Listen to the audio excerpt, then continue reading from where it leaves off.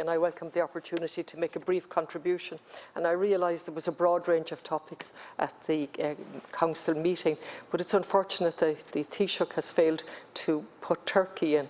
And I know he has made a reference that you're going to deal with it, Minister, but I would have thought it was of central importance and that he should have clarified what is going on in relation to Turkey. The European Council did express concern over the targeting of political parties, human rights defenders and media, and it said it represents major setbacks for human rights and runs counter to Turkey's obligation to respect democracy, the rule of law and women's rights.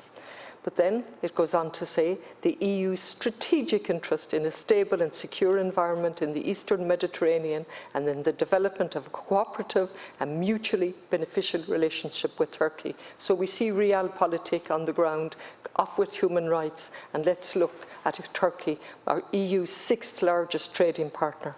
And so despite its concerns over the human rights, it's happy to close borders to refugees and outsource the problem to Turkey, where over 1 million Syrian refugees do not have work permits, almost 400,000 refugee children are not in school, and 64% of urban Syrian households in Turkey live close to or below the poverty line. I could pick any amount of statistics, and in fact, Turkey, I would understand, are doing their best. My difficulty is with their human rights record and with the EU outsourcing to Turkey. We haven't a very good record ourselves, so I'm not here to complain or to give out about Turkey.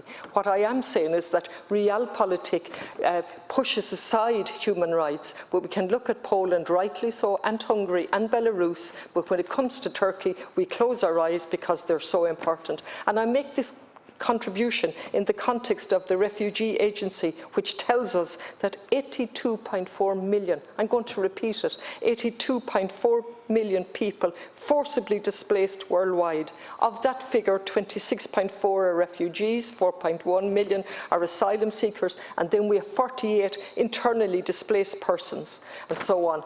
And my point being with that is we need to look at what's happening, and we need to look at how we're developing Fortress Europe and outsourcing and paying Turkey to do a job that we should be looking at. Finally, I would love to see intellectual property right on an agenda for the EU Council, the cost of the indemnity, the cost of the vaccine, but most importantly, openness in relation to the intellectual property right, and produce a vaccine on a not-profit basis.